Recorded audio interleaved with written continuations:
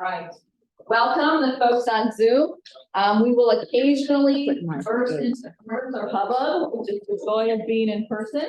But I will silence people and have them repeat things when they're saying things we really have to hear, okay? So welcome, everybody. Enjoy your in-person hubbub experience. I am calling this meeting to order. Is Katie here yet? Yes, Katie, you're my gal for that stuff. Got it, thank you. Wonderful. I just need a pen. So, Great, he learned from this. hi. So No, as we you're begin, great. I'm gonna ask, Fun. so Timothy, if you were here, you would have this name tag in front of you. Thought But for you us. have it on So Zoom, so we excited. know who you are. Oh, If you would mind putting technologies in parentheses, if you could rename yourself. Trisha, if you could name yourself with your representation. We now have cards, with our name for visitors. Oh, nice. This was Margarita's parting gift to us. okay, thank you. So how Margarita. cool is that? So, Juan, if you're here next, you'll have your card. I'm gonna just let everybody else find the rest. I'm gonna just find mine. Assuming I'm in here. Yeah, all right. You're the only person that they don't. All right, we're all getting our name tags. So welcome, and again, thank you to Margarita for doing that before she, her new job.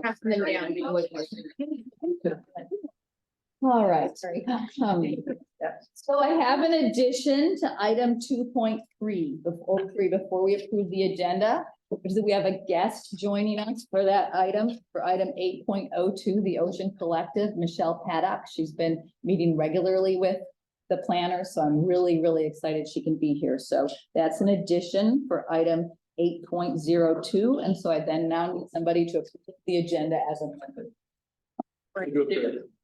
Okay, so Chris and Katie, you're doing this for me Yes, I too, am. Yes. but I'm doing it too in the effort to Okay. relax enough to do both, so we have like Okay. doubles. Sounds good. All right, and who is the second on the agenda? I'll second it. Okay, Danielle, and I assume that's passing by acclamation. Anybody want to abstain or vote no? Okay, great. All right, I believe we have 2 public comments, and I asked people to check in with Tara, so good, is it still just 2, or has anybody else joined us? Just 2 that I know of, and Jamie's gonna go ahead and go. All right, wonderful, thank you and welcome. Hi, everybody. I'm Jamie Campbell. I'm in the math department. I'm very prepared. I'm speaking off the cuff. I always, in my classes, prepare a packet of notes. The students buy at the store, looking for the packet. It's printed up here, and the cost was always duplicating costs and the 25% store markup. For my classes, it came out always to be about $12. This semester, it's $24. I've been double the price. And I bet 100%. That is because of Follow taking over our bookstore, and if they're doing that right away, when in the meeting with the faculty, the owner said that that sort of activity was the furthest thing that they wanted to do, and their billionaire owner was totally invested in having cheap educational materials for everyone. That's just the beginning. They're gonna squeeze us dry. So I heartily encourage the Senate to look into Follow taking over our bookstore again, with the eye of getting them out of there. Because we do have a 90-day window within 3 years or something to get them out in our contract, as I recall. If they're there year upon year, getting the money back in that budget to pay for the staff people is going to be quite difficult, but if we do it at the beginning, it'll be a lot easier. I encourage the academic senate to take a role doing that.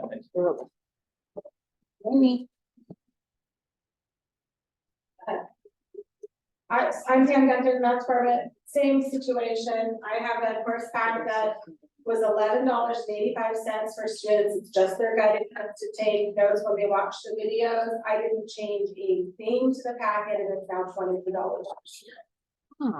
So it's clearly pure profit. I highly doubt Gabriel because they increased 100% for this semester. It concerns me that we are going to potentially try to solve our budget problems on the backs of our students at the same time that I feel that we are serving students less than we have in the past. So this is a personal comment. I used to be so proud to work for this institution because I felt like we all had a singular goal of student success. And that pride is waning. It's hard for me now to feel like we keep students at the center of everything we do. And this is just one more piece of evidence that we're gonna try to solve our budget crisis on the backs of them. So again, if there is a way for us to get out of whatever contract we have with them, or get a contract that makes it very clear they will not do things that are pure profit or something, we need to do that, because I don't think this is acceptable. Thank you, Pam. Do you have Thank you. questions regarding that? We're really not allowed to with public comment and Brown Act. Can I make a public comment? I don't know, if I break that rule, do I get fired? I mean, I totally don't care if that's. Okay. So, Check it with you. just ask the question. I've heard the same thing from like the sciences, and I've also heard, and it's a concern of many that. And even if you wrote that, it says the property of. I forget the name, but not you. So like. College. If you're, yeah, basically it'll say property of Fallout County. So that was a concerning. Really? I couldn't see the front cover. So I would say maybe go check it out, but it's also something that I think we should look into. Yeah, so Because like, property of is concerning if it's your intellectual property and then all this was printed. yeah, so I don't care, fire me. I want to remind all of the constituents here, we are here for you to tell us as soon as you know this stuff directly. I can add it to my report and then we can talk about it. You don't need to use public comment for this. And so I'm going to continue this in my report to be a little closer to Brown Act. Thank you for your time, and we hear you loud and clear. So I just want to have a good day. Thank you. Thank you, for Pam. coming. Just as a point of order, so you're saying when these issues rise organically, you want us to address you directly to put it in a report? Because I've heard similar things about. Your senator, yeah, so the entire, yes, I mean, we represent you guys. It's not like the board of trustees were like, you gotta make public comment. You don't get on the agenda, but this is your body. So yes, you tell me in the hall. Barbara told me in the hall, it's on my president's report because we can be that quick. We're not supposed to discuss stuff. She wanted to come make a public comment, but was discouraged, that's what I heard. Discouraged by whom? By me? That's what she told me. Maybe welcome to the joys of working with faculty. No, but what might be happening too is sometimes people reach out to Kim or to myself or to one of you all, and then we say, okay, let us look into it. And I know in Barbara's situation, that was a let us look into it situation. Well, I think the concern is that we've got this problem with the bookstore. We don't want it to wait, we don't want it to persist for a month, you know. Barbara's problem was another problem. I don't want to just dismiss it as Barbara, because. No, I'm just saying like her concern is actually something else, but. Oh, okay. Yeah, so I think this is a really fascinating question, and my report is addressing sort of collaboration, and so I think that we can make this a future discussion item, if you want to. So I would like to recommend that we have that as a discussion item at our next meeting. me too. It's wonderful. That's what we're here for. And that we reach out to our colleagues for input. For the Follett and for the bookstore in particular. Yes. Yeah, this I was referring to more is kind of how you communicate concerns to your representatives. Okay, that's like an information item. Well, I want to discuss it too, Okay. because I think it's interesting, and I think that there's a way in which people think public comment holds more weight, as I understand, but I'd Right. like to agendize that. Can we? But we will agendize the also- follow thing? Yes. Yeah, I think following this discussion, I think both is good. Like speaking directly to the Senate president or the vice president or the past president. And making a public comment too, because I think this really clearly signals to the public that this is a big concern of us, of faculty. So thank you. We'll talk about it more at the 14th. I hear you now, but that's why I want to agenda. I think it's great to talk about this. I love the subject. Okay, great. So our next item is approval of the minutes. Okay, I swear this is not the mouse. Okay.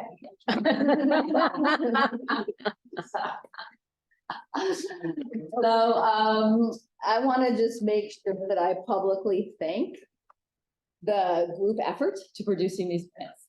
As you know, we have lost our assistant. Writing minutes is really hard. I think the Senate is notoriously difficult to take minutes on because we have such wonderful discussions.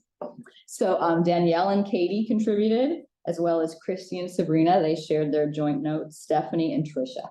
And I'm going to share as an English professor, as I read each of your voices and styles, I was smiling and thinking of my wonderful colleagues and thinking, oh, people might notice. And then I did reword some for me, but it was a beautiful experience. So I am now asking for the next round of volunteers. I don't want to continue to take Senate time. I'll try to do it in advance in the future, but today came really fast. Having Senate the first week of the semester is a challenge for all of us. So I need people to take additional notes on the reports and information items. That tends to be not that much. Do I have a volunteer for that? Okay, Katie's on for that. Grateful, grateful Katie. Katie. And you're gonna also take care of the consent item notes. I now just need 4 volunteers for the discussion items. You may not get to the last one, so don't volunteer for that first. Scroll down. Yes, but I just want you to just volunteer regardless of what, I guess, it's how much you want to talk. So one is from Demetrius's report, the next one is the Ocean Collective, and the last one is Jordan's presentation. So. I'll do 8, I know what. So Danielle's doing the hiring, who's doing the Ocean Collective. Yes. And Jordan's presentation. Sabrina and Christy, thank you again, or is that not fair? You're really, okay, thank you. And other people think about it, it makes you focus and you contribute. A volunteer for 8.4 that I don't think will happen. Elizabeth, thank you. Great. All right, I hope not to do that again. All right, is there a move to approve the minutes? I move. I'll second. Any emendations before we? Corrections? All right, all in favor? I'm assuming it's acclamation, but go ahead and say aye. Or Aye. Peter. Beautiful.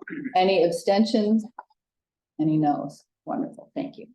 All right, so my report is unusually incomplete. Been that kind of day, but it's enough.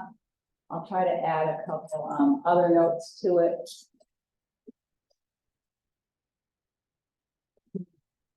That's weird. Actually, it's not there. Okay, so everybody close your eyes.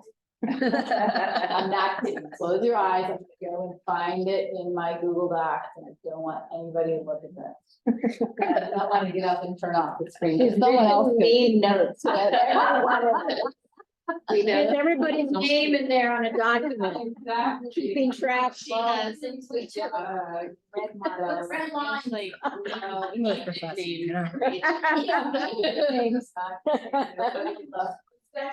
I know what my nickname is. Yes. It didn't work. I am actually going to just do it orally because it's really short and I remember it. Okay. So that was embarrassing, but it's that kind of day. All right, that's okay. Okay. So my first comment was just to basically share with all of you, here we are, spring semester. I've been Senate president since Labor Day. Eric has been the new president since August 1st, but so I feel like finally we are starting to figure out how to talk to each other as we're moving along, as we're working on things. And this agenda reflects that. Our first item is looking at important information from HR, where we've been collaborating on how we're handling hiring and being a lot of communication about this year where we had the painful experience of not being able to hire. And then we went through our emergency criteria to recommend the temporary contracts. That was a lot of collaboration and consultation. And DP Lewis had some updates about hiring for us, as well as feedback on the survey. The second item, the Ocean Collective, reflects over a year of a lot of temporary, not temporary, a lot of really informal explorations. And then we had that memorandum coming to the board before we got to see it, and we processed all that. Our new president came and talked to us about it. It was revised to more accurately reflect our own practices.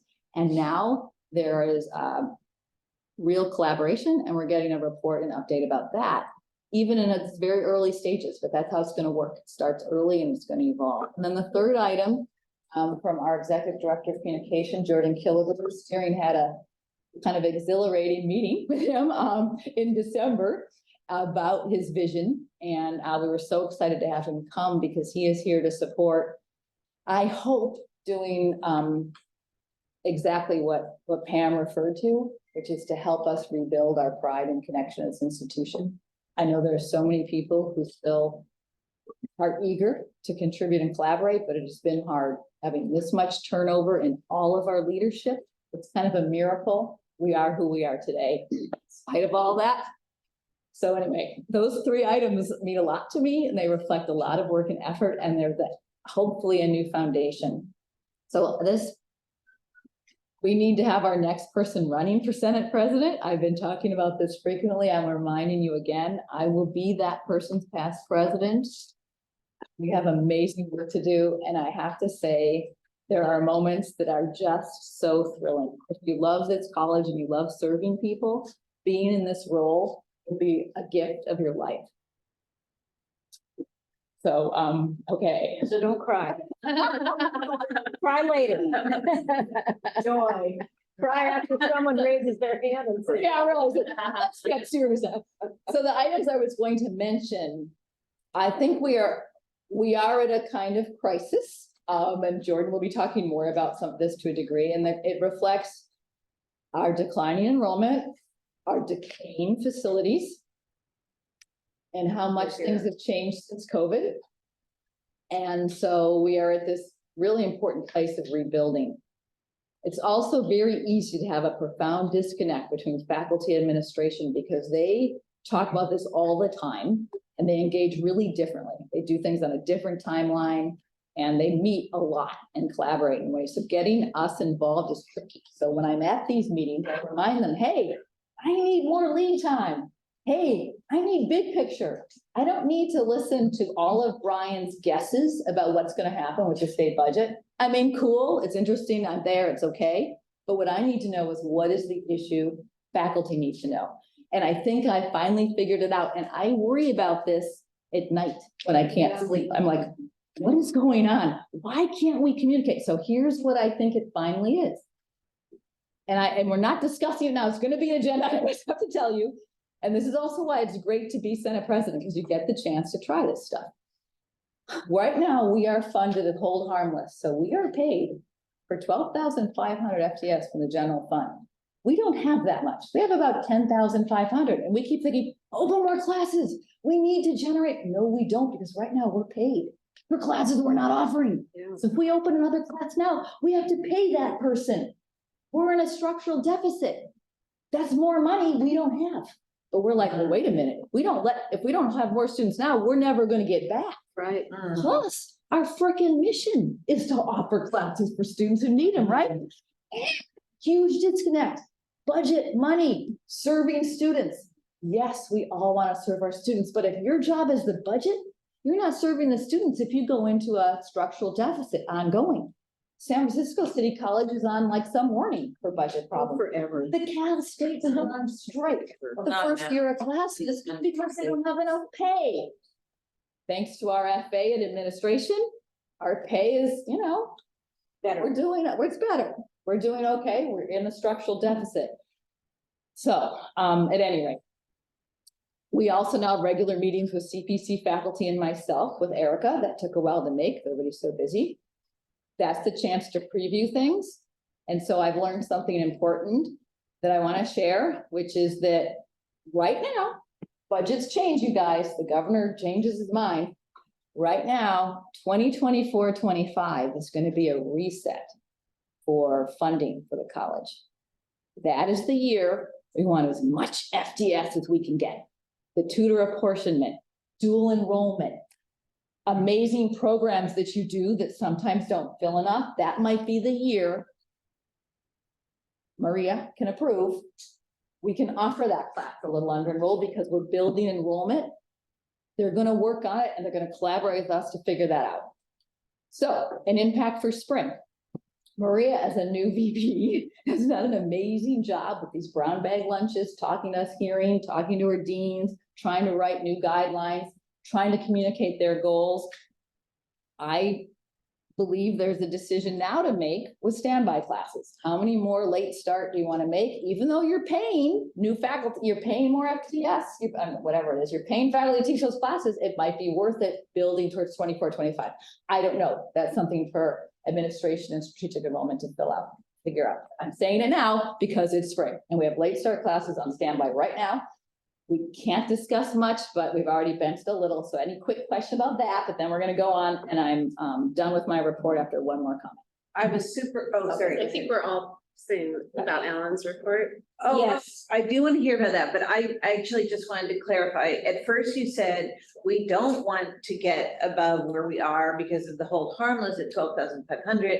But now it appears you're saying the opposite, that we do want to beef up our enrollment. So which is it? Sorry. Beautiful. That's exactly the contradiction. The real year is 24, 25. So it's a judgment Okay. call if you do it spring now, because this is not 24, 25. Got it. So that's Okay. why there's a contradiction. Thank you. So the question that Alan brought up yesterday at PNR is apparently in that budget report, there was a sentence in there that said that they're gonna extend the hold harmless one more year. Through next year. So then next year would be the first year of the 3 years that they start doing the average FTES to go forward. So 24, 25 would be another year of hold harmless. Right. Rather than a reset year. Right. Yes. Okay, so So we'll that- find out. Let's, that we don't need true? to know that now. So that is true. So it So gives us then a little. Gives us a more little bit time. more time. And so that won't be based on this year, it'll be based on next year, the first year of the 3. You mean 24, 25 or 25, 26? No, 24, 25. Right, that's what, yeah, that's the start of the reset. Next year becomes part of that. New reset. So this year is not part of it anymore. They, 22, 23. no, it- 23, it- 24. It is, and so will next year be. No, guys, which year? No. Calendar year or academic? So, Academic year. Right, so 22, 23 is not. That's. well, we know that. 23, 24. I just like it. This year is not. What Alan said is in that report that we got, they were going to extend the hold harmless an additional year, One more year. which means the beginning of the reset will be next year, not this year. That's correct. Okay, Next year meaning what year? 24, 25. Which is what I said, yeah. Yeah. Okay, last comment. This was in my report because I heard it in the halls today, and what's great about Senate reports, you can add for this report, which is that concerns about the bookstore, senators, please ask your constituents and email Cory Bott, lucky Cory. She is our chair of the small work group we made with Lori and Tara because she knows everything for CAC. To start to hear these concerns about Follett. And we will collect them and meet and follow up, but we will also agendize it to get more information. So actually for this time, we could wait until the meeting on the 14th, but if stuff is urgent, go ahead and email or maybe we can act on some things sooner too. We'll see. So that's it. Thank you. Yes, Am I allowed to ask questions? today we're doing whatever. Okay. It's a hold harmless day.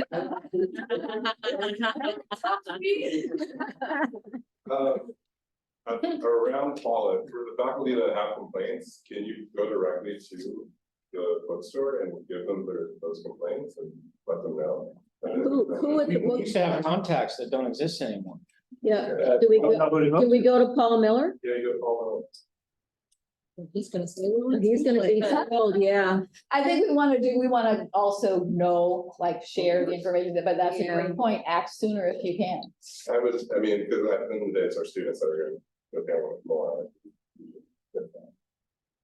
Thank you. All right, thank you. So our next report, let's hope this got attached. Maria, if not, we'll figure out how to do it. Yes. All right. And Tara, you're watching the Zoom for Yeah. questions, right? Because I will never remember. Wonderful. I will try to make this quick.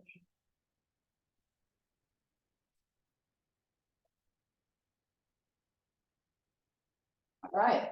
Thank you, Maria. All right, no problem. So, really quick, here we have the, Friday this week. Please let your department chairs know that we will be resending the spring or the summer 24 schedule instructions. You might remember that we sent them out early in December. And then also this Friday, we will also be sending out the fall 2024 scheduled instructions. as well. So, and also, as you know, next week, I believe it's next week, right, where we have the big training again. All the department chairs really need to be part of that training to make sure that you ask the questions that you need to with the new software. If your term is ending this spring and you know that there will be a new department chair next year, please invite them, because this training will not repeat itself in the foreseeable future. So I think they should be attending next week as well. As a reminder, it will be recorded. However, if you don't attend it, you might not get your specific questions. Well, you will not get your individual questions answered because you will not be there. Also, there will be support provided to department chairs and other faculty who wish to learn about how to schedule with the new software. We have a 2-week window where the scheduler will make themselves available to all of you to pop in, zoom in, and literally have them build with you as you build. Remember that we will roll the summer 23 schedules in there, and also the fall 23 will be available there for you to make changes on the spot as you're building the new schedules. I did specifically ask or add, unlike last semester, some guiding principles that I'm encouraging you to consider as you're building. And they have to do with, so please read those instructions. They have to do with being more, what's the word? Intentional? Intentional, yes, in really meeting the needs of students as we are scheduling. Please read those scheduling principles and those tips that I've added to those instructions. Again, they're coming out on Friday. Please look out for those. And I will take advantage of this opportunity to also say, just because we are being extended with one more year of Hold Harmless, we should always try to schedule as productively as we can. Because that is what's best for all students. And I know there are some exceptions, and I know it's important to build our FTEs. And it's also important to generate additional FTEs and additional enrollments without costing us more. That is also important. So please keep that in mind and really share that message with your department chairs. Let's see, the all-campus kickoff, you know it's on your calendars, and everyone will be there, and it's gonna be great, and there's an agenda already, I think, and so thank you to PDAC for putting this together for us. I will continue with the brown bag series this spring. As per the request of some of you, so most of these I think are via Zoom, and I think one of them only is in person, because folks were able to attend mostly via Zoom rather than in person, so we're sort of being more flexible that way this spring. As of yesterday afternoon, we are flat with enrollments on the credit side for spring 24, and we'll see. We're hoping that we don't fall at least below this. One neighboring college thought they were 14% above. Turns out they're 14% above in fraudulent enrollments. Oh, no. So luckily they're flat too, but they were thinking, oh my. So they started adding classes, and then only to find out that they're actually dealing with 14% of fraud enrollments. Luckily, we are past that thanks to our teams who became very intentional at addressing and identifying bots last semester and summer and late spring. So thank you to those areas, student services, IT, everyone involved at identifying them. So we're okay, I think, when it comes to that. We have other problems, don't get me wrong, but it's not that. Quick question, how does the online versus face-to-face compare with last year? So, yeah, good question. I can pull that data really quickly, and I'll share that at my next report. I only have today where we are this spring. in terms of the, the modality breakdown, and we're pretty 50-50, pretty much 50-50, as of yesterday. 15,000 in person, 15,000 online, right around that. Which is still more than what we've had in the recent past, right, in terms of in-person versus online enrollments. The next piece is the Can I area. have to save the Ocean Collective for the? Oh, discussion? absolutely, but it's all written down there as well. Always. awesome to have. Quick two more updates, the Ed Vision plan, we have received some a summary of recommendations from the consultants that we are going to start discussing in our respective work groups. So please check in with your work group reps if you'd like more information about that. And so soon we will be sharing those as well. Once I discuss them with the work group, I can bring those back here at a future meeting. And then finally, it's never too early to start planning for the midterm report. It's that important in terms of accreditation. Kim alluded to San Francisco City College. They have been put on warning officially just last week. And so we absolutely do not want to be docked because our SLOs, or because we've not made progress since the last time they were here. So it's not due till late 2025. So there is no rush, but again, I'm an early planner, and so discussions will start later this semester around the midterm report. And unless there's any questions, I'm good. Yeah. A quick question on the training, the open drop-in hours for scheduling software. I'm hoping some of those are in person. It doesn't really say here if it's Zooming or in person, and if it's in person, where is it? They're not in person. That's good. They're all via Zoom because we wanted to sort of make it open to everyone. However, if you would prefer an in-person one-on-one, drop-in lab hour, the schedulers are on campus now, fully back, working from their campus offices. So I would encourage you to make an appointment with them during those hours. Okay, and they'll send the Zoom invites out. They're in our I calendar believe already. they've been sent out. Oh, are they? Okay, because they're not linked here in the agenda. They're in your calendar already. Oh, great. All right. So we have a report from Paloma. Or Zoom in my calendar. Opened once. Hi, everyone. Can you hear me okay? Yes. I apologize that I am not there in person. I had a meeting that ended right at 3 o'clock and I didn't have enough time to get all the way across campus. So some of this, if you all attended the department chairs meeting, will be a repeat, and I apologize for that, but I wanted to make sure that as many people have this information as possible. So again, just reminding everyone of our first ever Promise Registration Rally happening on April 19th.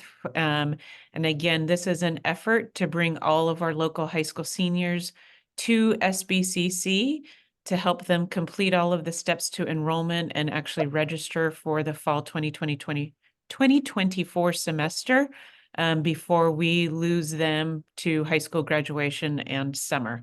So again, we're expecting about 800 students. They'll be staggered throughout the day from from our 4 primary high schools.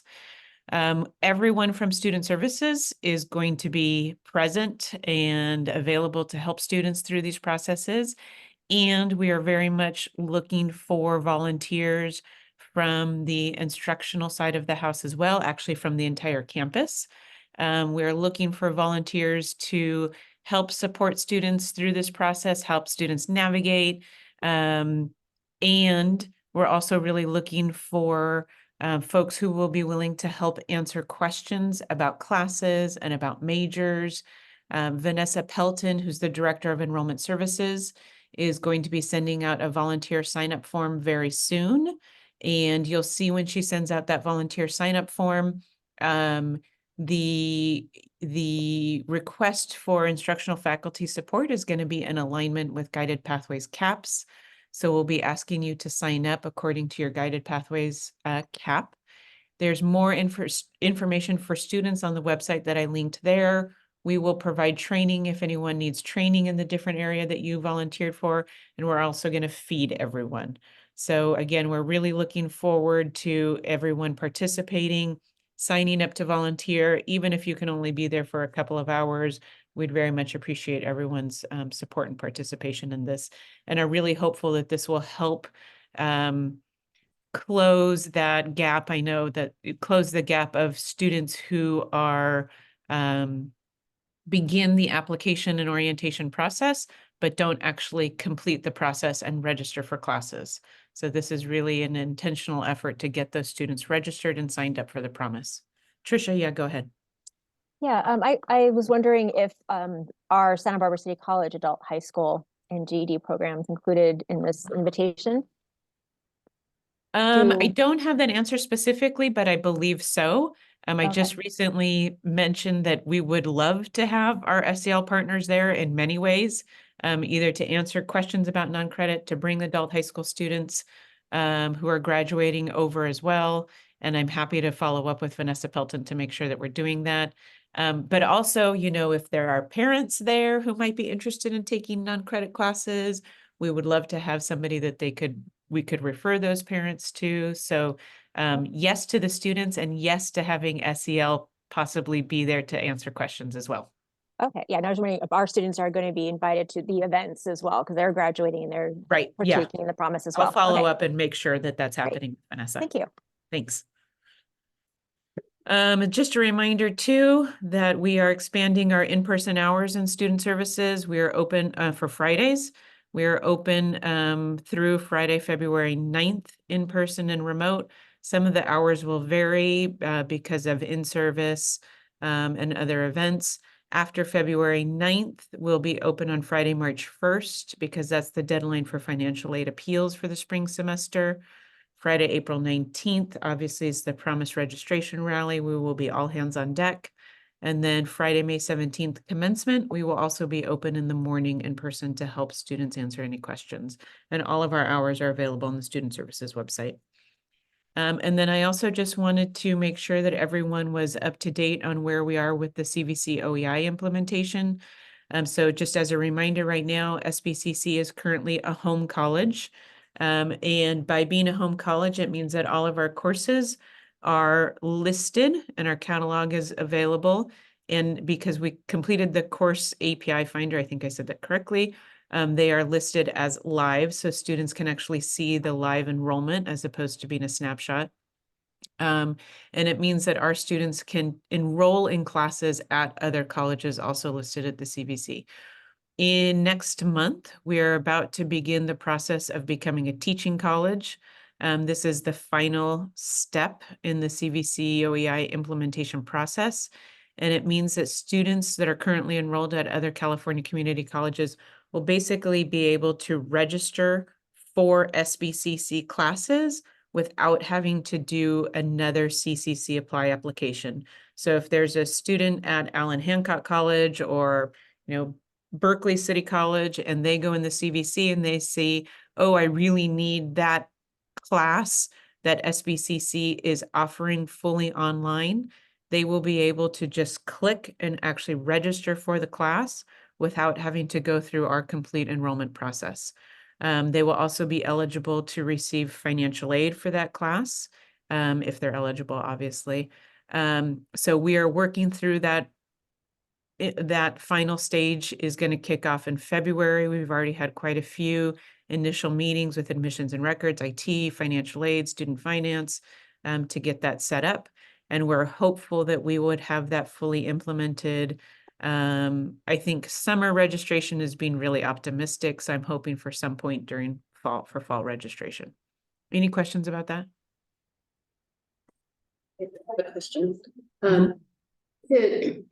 To teach these classes, do you have to have that CVC badge, or is it any fully online class? So any fully online class is going to be listed for SBCC in the CVC OEI. However, classes where the faculty are badged will be listed higher. So students will see, you know, when you do a Google search, you usually click on the first or second thing that you see. The same thing would be true here for faculty that are badged. Our classes would show up higher. It was Danielle, was that you who asked that question? Yeah. Does that answer your question? Yes, thank you. Okay. Great, thank you. Thank you. I need to do a time check. We have guests. And Demetrius, we're trying to get to you by 3:40. If it's 3:45, 3:50, is that fine? What's your time? Okay, what I am gonna do, we have 3 information items. We usually try to read them out loud and take questions. I don't think we have the luxury to do that now, given our 3 guests. This is so clear from Tara, so read it if you have any online classes. This is just a resource, the Great Chair Meeting Minutes. There's also a recording if you want to know more. And then it will actually be an agenda item for our next Senate meeting, but it's just a preview for you to put this on your calendar. I hope you guys can be available for the PR team visit. And then we're gonna have this, we have this category with no people identified yet. So it'll be a discussion item on Feb 14. But if you could read this, if you wanna be sure you raise it and say you have a division meeting between now and the 14th. So please read that item. If we finish early, I will come back to these. But when we have guests, I just feel that pressure to give enough time for them, and we have a consent item. Do you have a question? I have a question. I wanted to add something to the department chair notes. An observation about what occurred, which did not make it in the meeting notes. Would you like me to bring this back at a different time, or do we have time for that? I would We'll like take to 3 do it. minutes. I promise to give you 5 minutes at the end for this. At the end? Yeah, Or not? you remember, no, at the end. At the end, okay. Cut Jordan off by then. But I hope, I want to make sure he has the time. Okay, but that's gonna keep all of us. So then this is the other item we need to finish before we get to our discussion items. So this is board policies and administrative procedures from BPAP. They've been reviewed and approved by that committee. All the track changes are here. I want to remind you that you have 4 reps on that committee who were here for the discussions and approved the changes, many of which are simply legal updates. If there's ever anything that your representatives feel needs your input, we will ask you, but they are here for sunshining. So if anybody has any concerns, we can pull any of these and put them on for discussion next time. But otherwise, they are here as a single item to approve for consent. So does anybody want to pull any of these APs to come back, or VPs?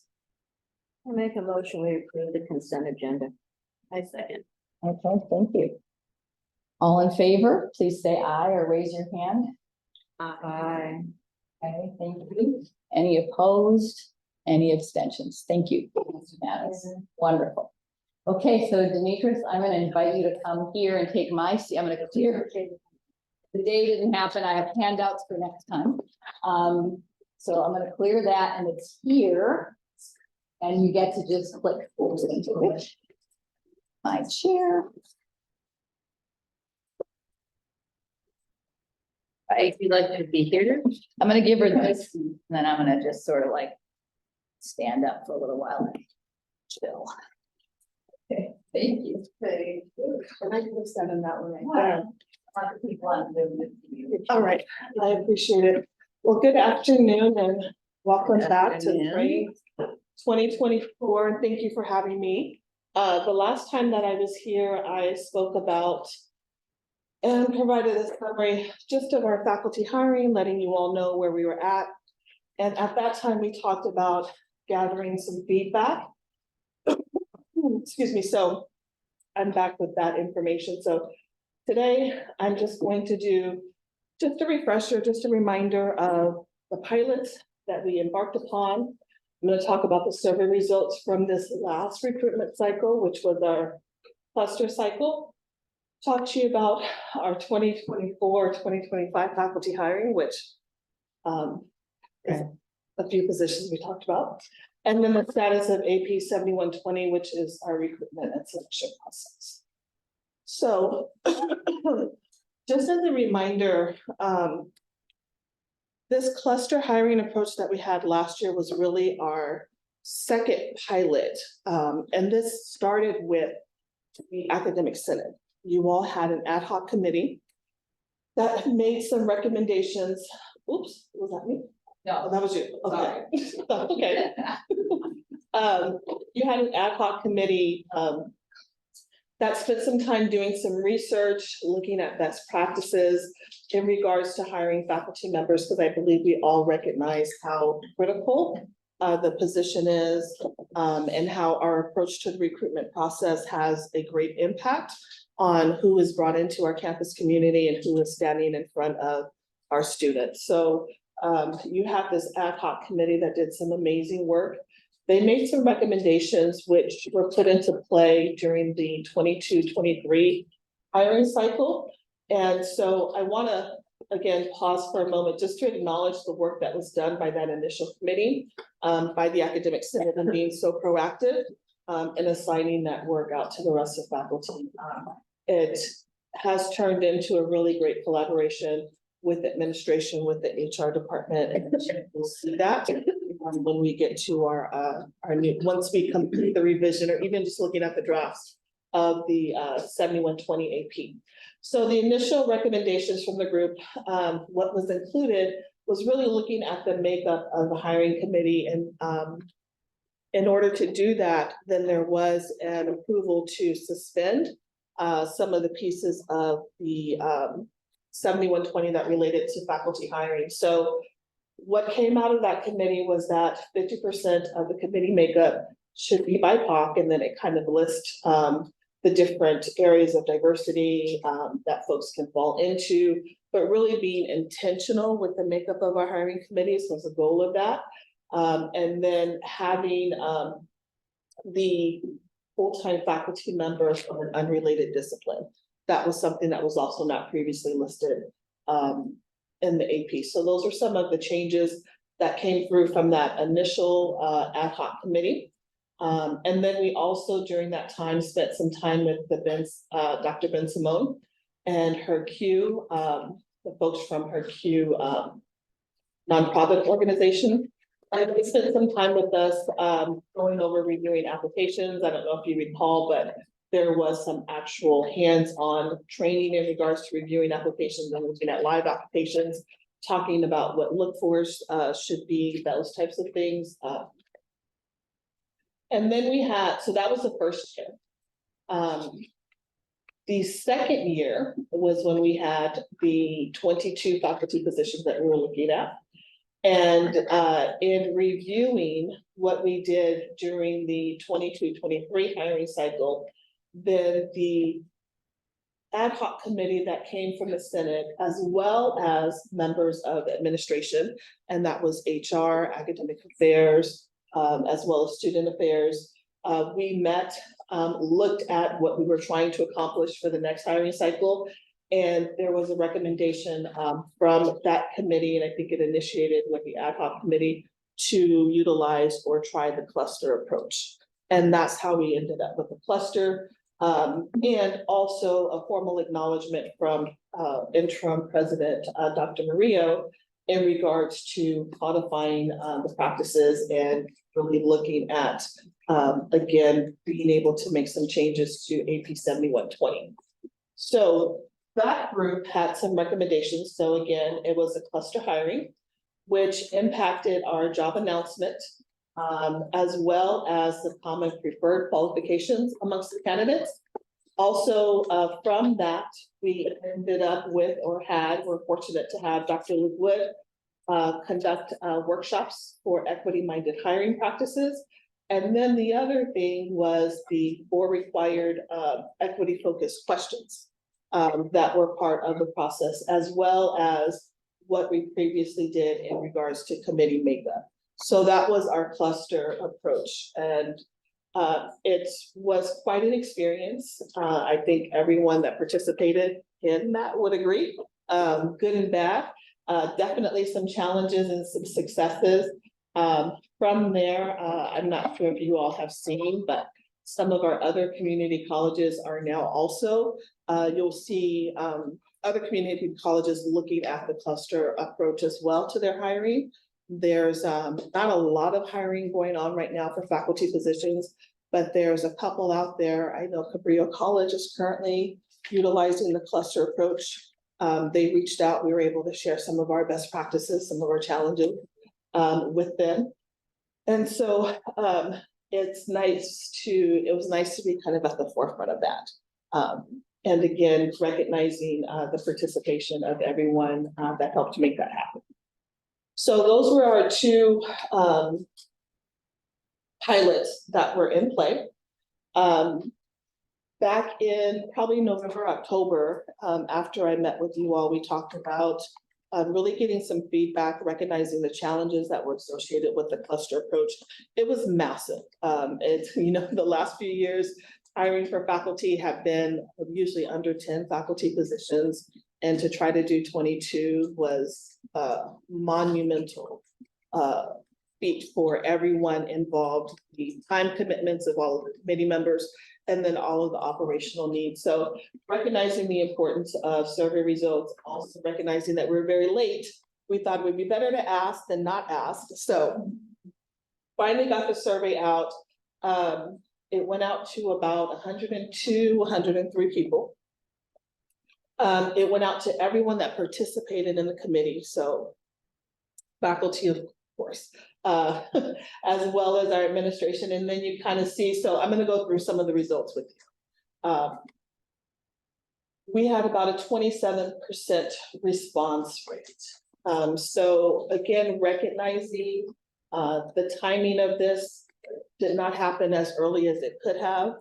And so I do recognize that not everyone was still kind of in that headspace to provide, feedback for something that recently happened.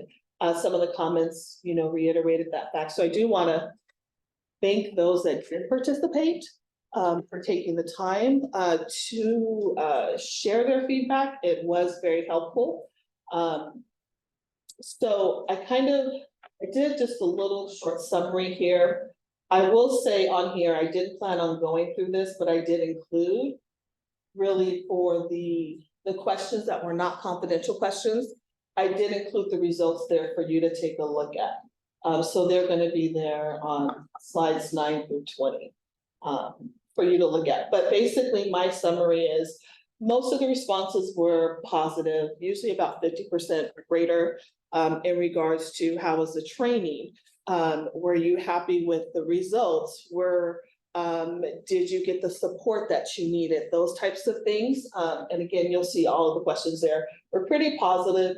I would say I did notice this one, less than 50% were satisfied with results.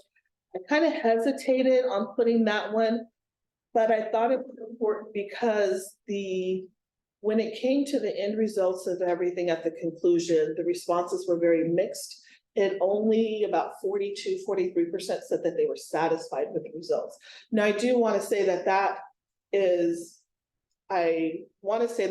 not in any way related to who we hired. I think this is more for the processes. And also let's recognize that there were several recruitments that did not go all the way through. And so, those are, and we had several people that responded to the survey that were part of recruitments that would be deemed a failed recruitment, either from the initial screening or even going all the way through the interview process. So I just want to say that that's kind of how I read that result. And then there were mixed responses in regards to the final outcomes.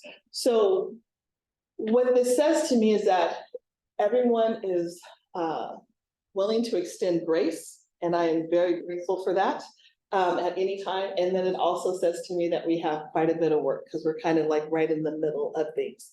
And I'd love to see things swing a little more over to the positive. So some of the things that folks talked about, and I actually didn't mean to include that part, that was more of my notes. Some of the challenges during the cluster process were training. Training in regards to, there was mixed feelings about the topics, right? Some folks felt that we needed more training on implicit bias. Some felt that the training was a little overdone. There's a couple of comments about the Stella Ben-Simone training, how the number of days was really too many for us. The time commitment that comes from training was a challenge. Some things that didn't work well, a very common thing for everyone was the timeline. And of the recruitment and not feeling that we had enough time or feeling like the way the timeline was built, that we were hiring at a point where we were extending offers where other community colleges and faculty that were looking for work had already accepted offers from other colleges, and you're all nodding. So that is something that has been spoken about, and we spoke about that the previous year as well.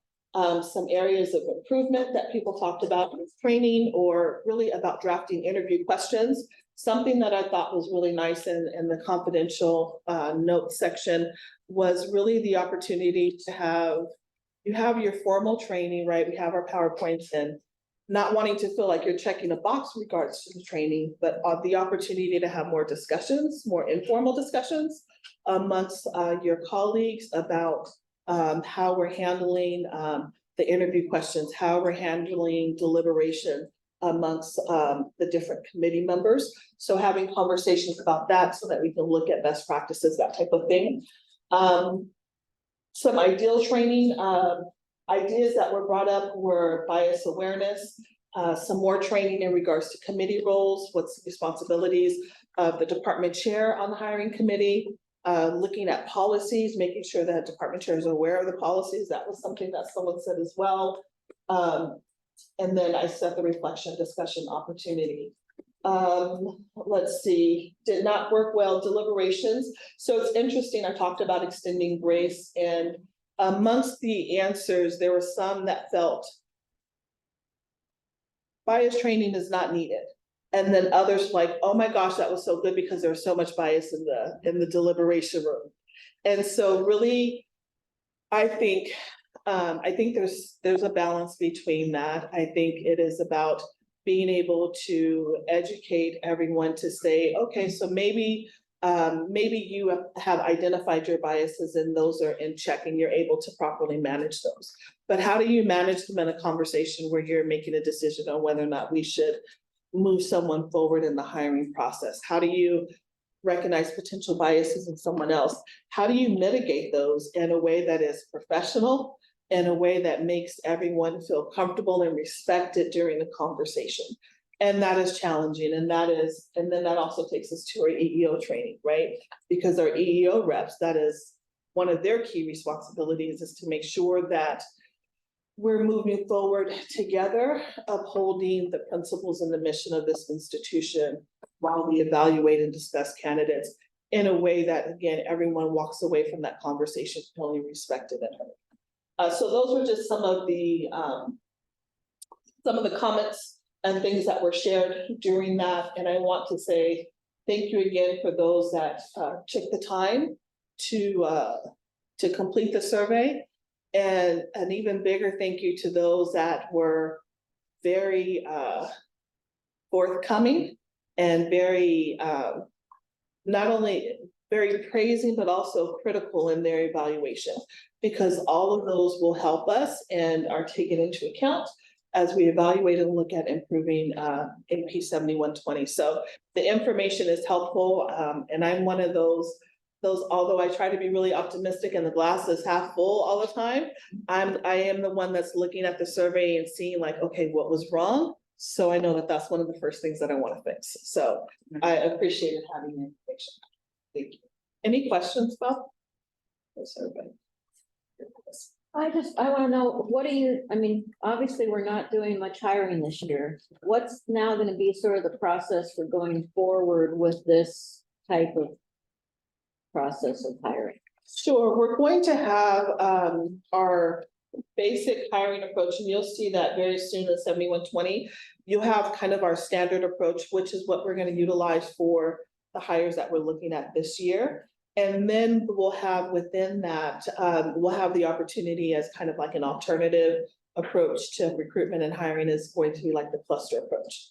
And what are going to be the criteria that we'll be looking for when we're looking at doing a cluster hire? And I think one of the primary ones is how many positions that we're looking at hiring. The cluster approach is amazing. I think we can take some of the principles of that and incorporate it into a regular process, but it is very time consuming and it requires a commitment not only during that recruitment cycle, but also a commitment in the upcoming years for those that are on that tenure track, because we hired them into a cohort and we need to be able to support them. I just wondered, I think one of the big reasons for the cluster hire was for support among the new faculty. Is there going to be an effort to survey the cluster going forward to get also feedback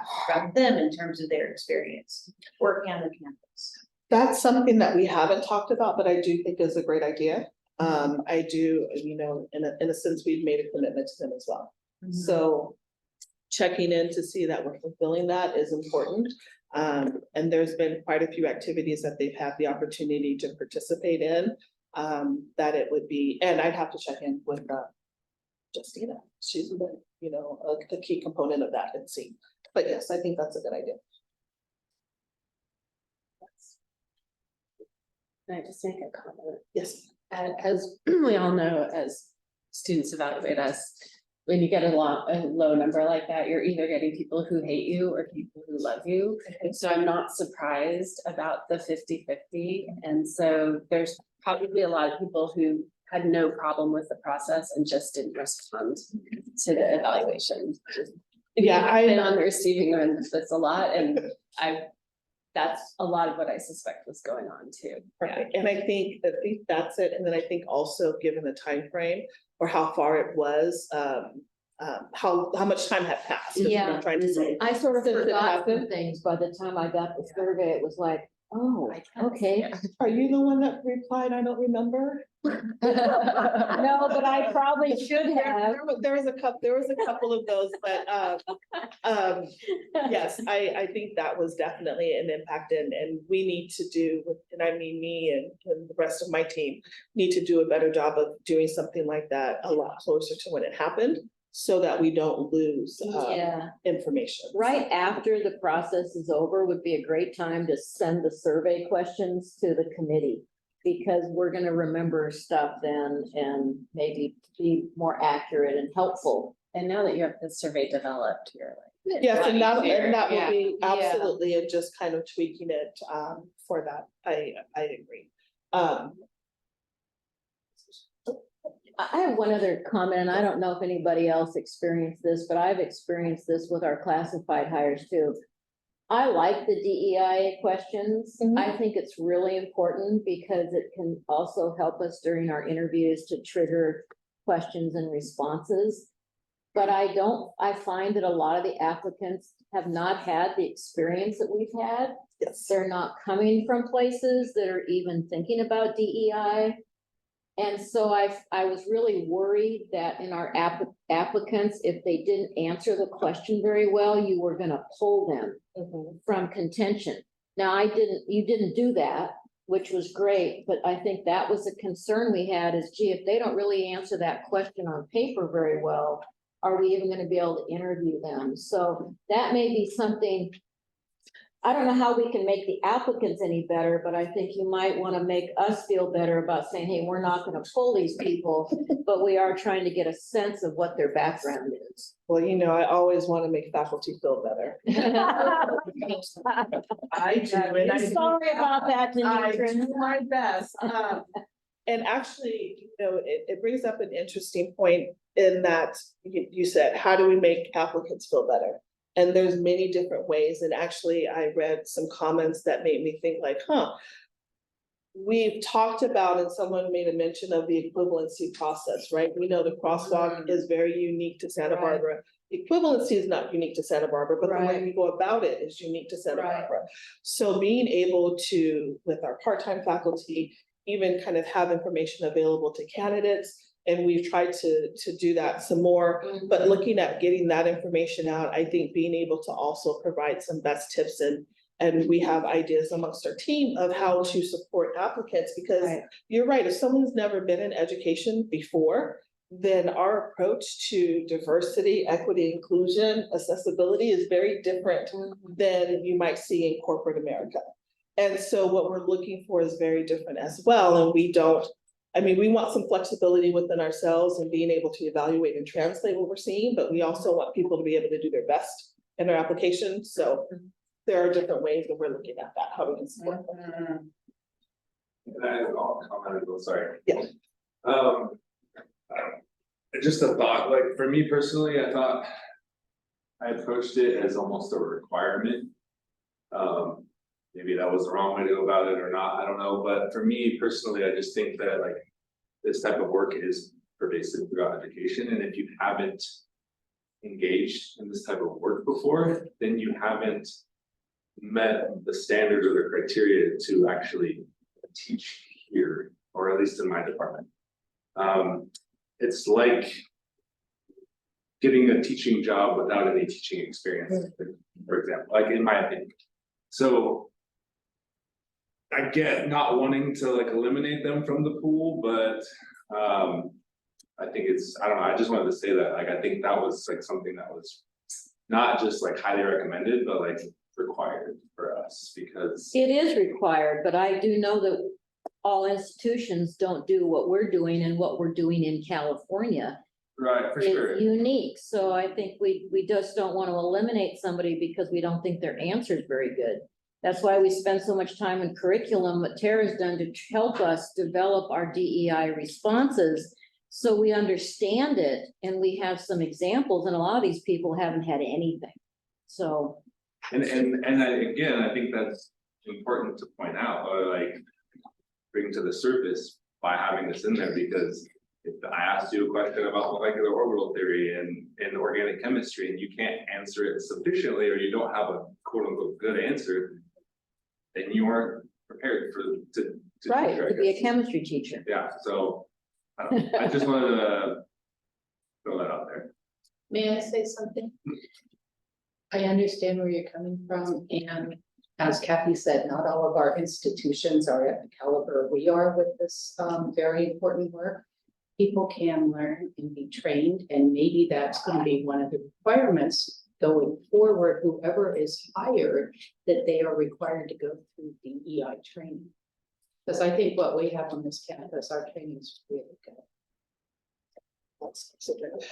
In addition to that, I will also say, yes, we have candidates in different areas. One of the things too is recognizing that it's going to show up in responses. I won't say the quality of the response. The content of the responses also varies, I have found, discipline to discipline as well, right? There's some disciplines that are very heavy in this work and others that may not be. And so it's going to be, again, the adaptability, flexibility of the screening committee within certain parameters, because we do need to be consistent across the board. And so that's something that I will say is, you know, as folks get a little irritated with HR and some of the things that we do, we are always striving for consistency, because we are held accountable for our work in order to defend our work. Then it's important that we do understand what's going on. So I will say that. I feel like I'm getting close to time to move on this. And I'm like, I feel like I'm freezing right now. So what's upcoming for our faculty hiring? As I mentioned, we did the cluster approach last year. We're not looking at repeating the cluster approach this year. However, the way our job announcements are structured, the equity language that is utilized in there, we're going to carry those over, but it's not going to be the cluster criteria the same. So we're going to be looking at these 3 faculty positions, categorically funded DSPS. I believe that was an L&D specialist counselor position, parent-child workshop, and then marine diving technology are the 3 positions that we are seeking to fill. There's not any additional faculty hiring planned at this time. Gordon, anyone who had a recruitment from last year, these 3 had a recruitment from last year, is going to be reaching out to the department chairs to begin this process. And it is going to be this is not going to be a year where you're going to be in love with the timeline again, because again, we're just having this conversation right now, but please know that I've heard you in regards to the timeline. And once we reach a regular faculty hiring cycle again, then we'll be able to implement those things. But so Gordon's going to be reaching out, and we'll get training scheduled and get everyone started on these recruitments. AP 7120, which we've talked about This one is, we've been talking about it for a little while, and I don't want, the length of time that it is taken for this does not minimize how important this one is. It actually, because it is so important, that I've been really trying to take my time with it and to get in deep to become one with it. What it has felt like. So it is being worked on. My intention is to have it all complete and done by the end of this fiscal year is what my goal is. So I'm incorporating some changes from the pilots. I'm looking at formatting and some language updates. As I mentioned before, we are taking AP 7120 and splitting it up into different sections as listed here. And then the faculty hiring will of course incorporate a lot of the work and recommendations initially from your ad hoc committee. And so it will go to BPAP for review, and then it's going to go out to the groups for feedback. I would imagine it shouldn't be more than, you should have that by the end of February. I think it's Kim will be bringing it over. So I said it out loud and I hold myself to it.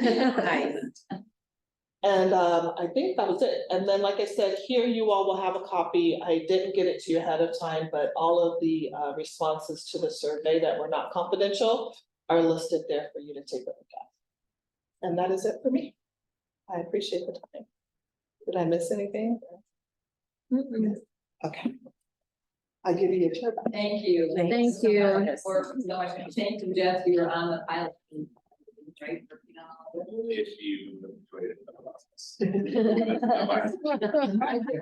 I was a chair for both pilots and I learned a lot. I thought it was great. So yes. All right, timing. So the best laid plan. So our goal is to get to Jordan's item by 4:30, which gives us 18 minutes, right? And then make sure we have our 5 minutes in for Cornelia. So does that sound, we'll see how we get it. If it's 5 or 10 minutes, we'll give or take. You guys are later than I planned. So Brian, I didn't know if you were gonna be here or not, so I will call up the agenda and try to drive. We only have one attachment, which is to show you the location, a potential location. For a very, early stages of thinking about a facility. So really, maybe Michelle should drive. You're the fast, right? And who are you? Yes. My name is Michael Nelson. I'm a Harvard commissioner. I am also a program officer with the commercial in Santa Barbara. I'm very interested in this project. Well, yay. Brian, did you want to introduce anything first? You must know this gentleman who I wish I'd asked at the beginning. It was a tough start to the meeting. I would have added you to the agenda for questions. You don't want to be, okay.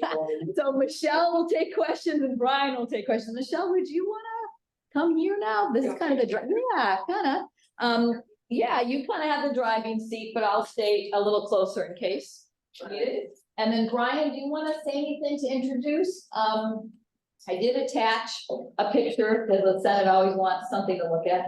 In case you're thinking. So there, that's the spot. They're thinking about. And there's, really preliminary. So Brian, how about you give a quick intro and then we're really happy to have Michelle here to share the faculty perspective and see what happens. Okay, real quickly, about a year ago, actually a little bit more than a year ago, January of 23, Santa Barbara commercial fishermen came to our board meeting and asked the board to consider using part of our parking lots for boat storage. And so I agreed that we would meet after the meeting. And when we met down in the lower parking lots and talked about parking some of the boats and fishing gear for the commercial fishermen on our properties, we started sort of realizing that it was probably incompatible with our use of the parking lots during the year. And they need a pretty good, not a huge area, but an area that we wouldn't want to give up, given, our very tight parking anyway. But the more we talked to them, the more it seemed like there might be opportunities for us to help them with their boat storage, but also to help them with their program overall. And also to help us possibly develop a facility that we could put programs related to the ocean in. And so over the past year, we have spoken with them. Michelle specifically has spoken with them about programs that she's involved with that link very well. And we were looking for places on the campus. If we were to go to one of the funding agencies that the fishermen are well connected with, economic development and others, and see, is there, what would a facility look like? How much space would it need? We toured the Marine Diving Technology Building and saw, that there is certainly synergies there. But however, that building is, pretty intensely used. And so we went just to the ocean side of that, stood out there and said, what about this piece of property? And so that, I think, quickly summarize, that is sort of where we are. We want to consider, if you would go back to the thing you pulled up, that diagram or the campus map, it's just south of the the Marine Diving Building. And as you know, there's eucalyptus trees and there's some other things in there. So we don't know how appropriate that spot is, in which we would have to do some archaeological work. And we'd also have to do some programming work between our faculty and the fisheries folks and say, what is it that you need here? And we would say, well, we need, and then we would start talking to an architect about, is it possible? Is there room here? Is it conceivable that we could program a building that would both satisfy their needs and our needs in this spot? And then we would go to the Coastal Commission, informally at first and say, we're considering this. Is this something that you would support? We go to the city and we would say the same thing. Is this something that you would support? Because it's going to have both a commercial and an educational component to it. And so that's really where we are. I didn't want to go and talk to these people or to the board. That's our next step. I didn't want to talk to them without everybody knowing this is the spot we're talking about. It may not work. We may not come to agreement on what to put in there. We may not find anybody to build it. But this is the spot, if we were to be successful, this is the spot we think that works best. So that's why I'm here today, is just literally to introduce the concept of using that bare ground there for further investigation. Thank you. Thank you, Brian. And I think I put on the background for the agenda is that there is now a goal. We have VP Maria Gomez here, who's kind of helping the program side of it, academic programs. And I believe the vision is space that's really flexible. You can work on existing classes now. And then there's also, of course, the building side. And as Brian pointed out, just wants to make sure everybody knows this is happening, this very preliminary early exploration. You have to find out if it is even feasible to do that there. So I think we probably are most interested in talking more about the curriculum side of things, but this is an open question and just senators just raise questions. Of course, we can bring this back. It's very preliminary, it's coming along, but what are thoughts and questions now? We could hear from Michelle first and then ask questions, or should we do that? I'd like to hear from Michelle. Can I make a comment? Yes. Brian, you have presented this to the board, like just this last board meeting, it was presented to the board. So I just this has been shined publicly with the board and whoever might watch a Board of Trustees meeting, the January 18th meeting, you showed this map. So I just want everyone to know that it has been presented publicly to the board. And just in context of our budget, like this seems like a very expensive process. There have to be feasibility studies for the building in terms of the program. And given, I just, if we're going to talk about this, I think we should keep the cost of it in line as well, as we're like canceling low enrolled face-to-face classes because we need to keep in, like, where's the money going to come from for this? So anyway, that's just two things I wanted to raise, and I'm Yay, you're back from Bali and I would love to hear from you. You want me to speak now or do you want to speak first? I just want to hear from Brenda, the cost, which to us is expected to be very minimal or nothing, right? It's all from the other grants and the commercial fishermen side, or is that not true? Really? Who believes that? I can speak to that. Brian, do you, okay, well, go ahead, Michelle, talk what you know about it, we'll come back, that's a great point. There are some really fruitful funding streams. The federal government has a lot of funding streams open for climate change resilience and Port Harbor support. A lot of the communities across the US that have created clusters, these innovative projects like this have been receiving support. And I talked with the NOAA National Marine Sanctuary Advisory Committee, and there's huge support from our community. We have,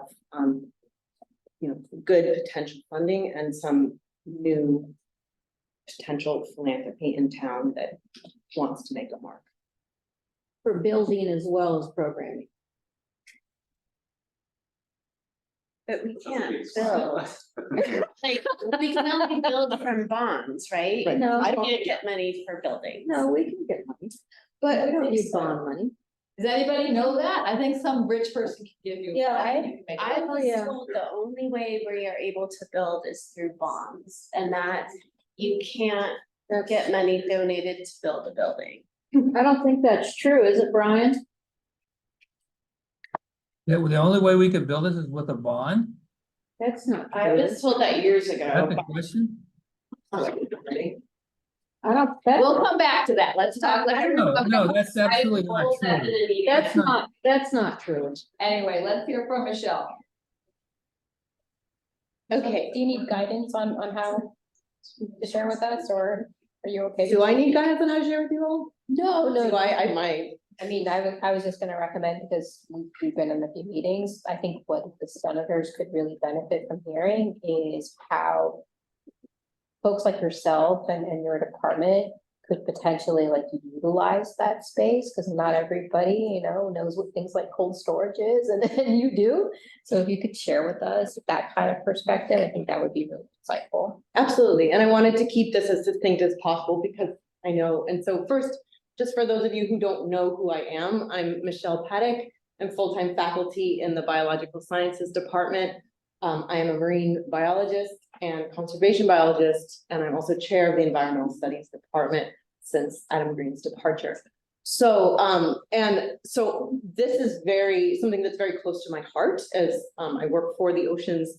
And I just wanted to kind of step back and speak to the broader curriculum piece of it, because I really believe that we can look at this as two pieces where yes, facilities are amazing and useful, and we can create a partnership that is fruitful on many levels and actually really desired by our community in Santa Barbara, and we also have the opportunity to step forward with innovative classes that really broaden the scope of what we can offer, bring in more students, serve our community, advance representation within careers that will keep people able to work and live in the town that they were born in. And that's a piece that's really important to me. So I just wanted to speak first from that side of it, and then I can handle those specific things. But just to kind of back up and say, like, we have to acknowledge we live on an ocean planet. That ocean is providing us transportation, food, economy, cultural identity. There's so much about it, and it is in trouble. And we have Santa Barbara is sitting at the precipice of a place that can really help to serve this. And there is, many of you might not know the term blue economy, but I'll read the definition by the World Bank as the sustainable use of ocean resources that benefit economies, livelihoods, and ocean ecosystem health. There was a study done recently by the LA Economic Corporation that projects that blue economy will produce over 125 jobs in LA County alone, generating over $37 billion in wages. So campuses actually in California are already implementing training programs in blue economy.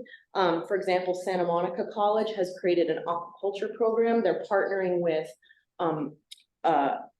Alta Sea and the Port of Los Angeles, and already engaging in training students in these opportunities. And provisioning for jobs. So this is a really important growing field that I think we need to be at. And because Santa Barbara is actually one of the highest earning ports in South and Central California, and our cultural history is deeply connected to the oceans. This place, City College, is the obvious hub for something that has this kind of innovation and connection and rootedness in our place and our cultural history. So this is when the commercial fishermen first approached me with this idea, hey, we just need some places for boats. I thought, well, why not make this a win-win, and let's talk broader and see how this could really fit. And that's how it really grew. So this is really strongly driven.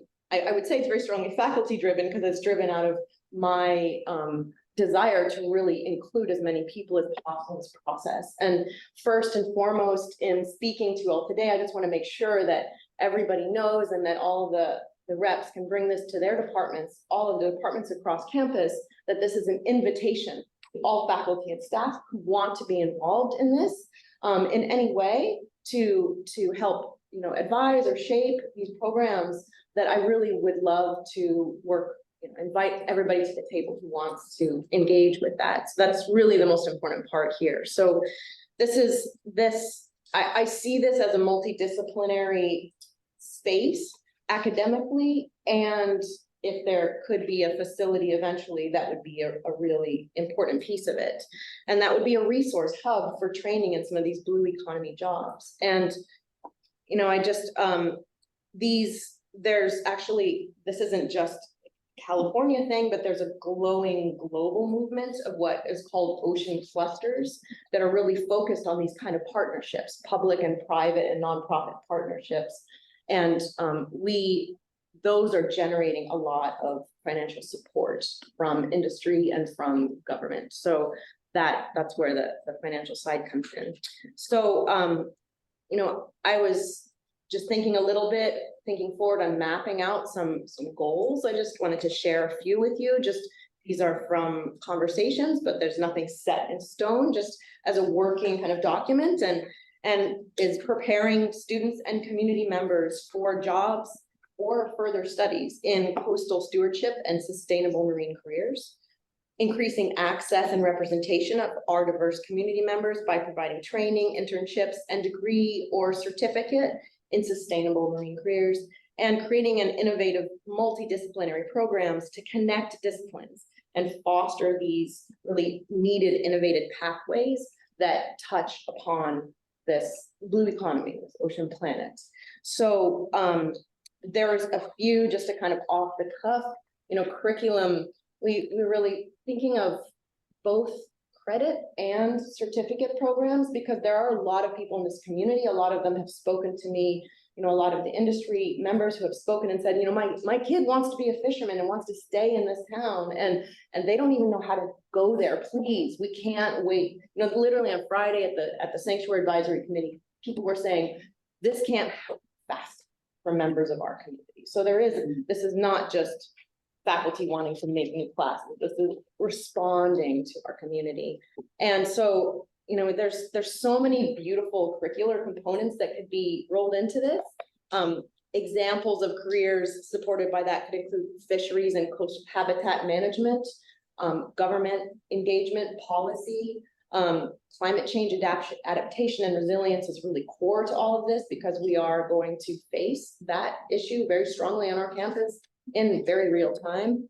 Sustainable commercial fishing, because this is a very important economic driver of Santa Barbara, we want to make sure that the people going into fishing are doing it in the most sustainable way. And there are careers that support that, such as boat building and engine repair. And a lot of the fishermen are saying that they don't have the people who are skilled or able or even know how to access being a deckhand working on boats, that kind of technical support, which is also really important for the science side of thing and the ocean observer and law enforcement side of things, which we have a program up in Monterey Bay that's called the MATE program that is training people in those kind of careers.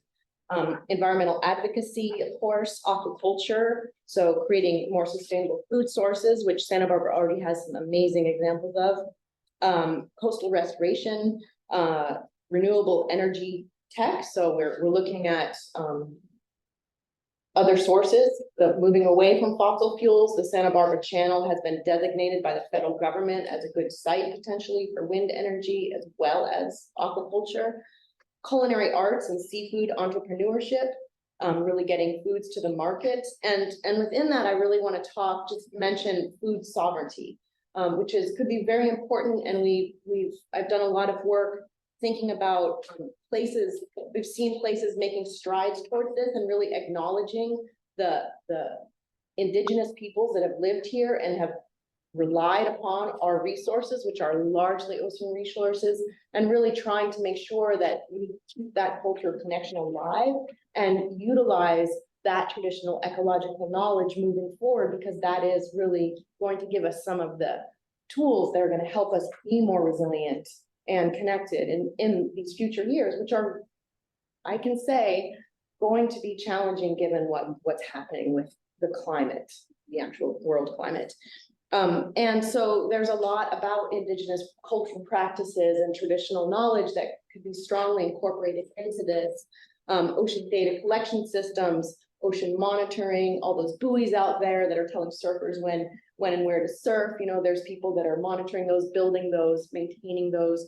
So there's so much that doesn't just rely on getting a degree and transferring, but people who are getting skills that could be in operation right away. So that's what makes me really excited. And so I just wanted to invite people to the table to kind of think big with me. And I really am hoping that just stepping into the environmental studies space, that's just inherently a very multidisciplinary place. And some of you have seen me calling out and saying, hey, let's get people talking, because this isn't just science, this is psychology, this is policy, this is history, this is economics. Can we come together and really train our students and our community for those, because everything is multidisciplinary now and we're siloed in our departments, and this is the time to step out. So, how's that for quick? Thank you, Michelle. That was outstanding.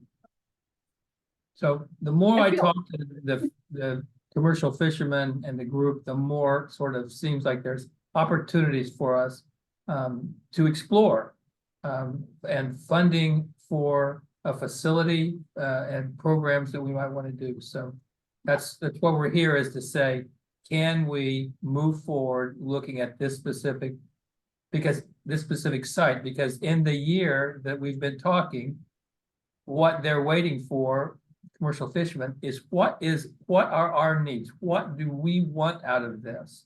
And then once we say what we want, then we program that in terms of how many square feet that is, what types of rooms that is.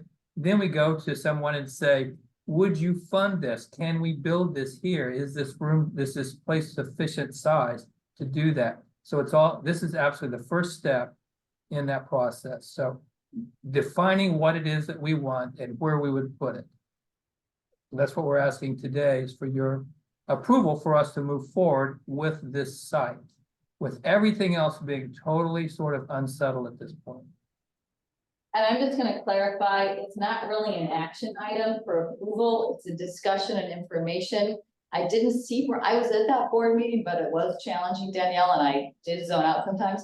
I believe Brian has this on for tomorrow's board study session to share this. Did you mention this? Did this map show up at our January meeting? I mean, I just have an agenda again. I don't see the I item. created the map on Sunday. When you wrote to me on But Sunday. I asked you for it, okay. So I don't believe it was at the January meeting.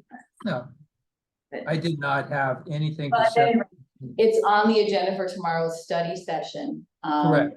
And Brian's goal he shared it at CPC last week. I know it was on the agenda for that, and then coming here.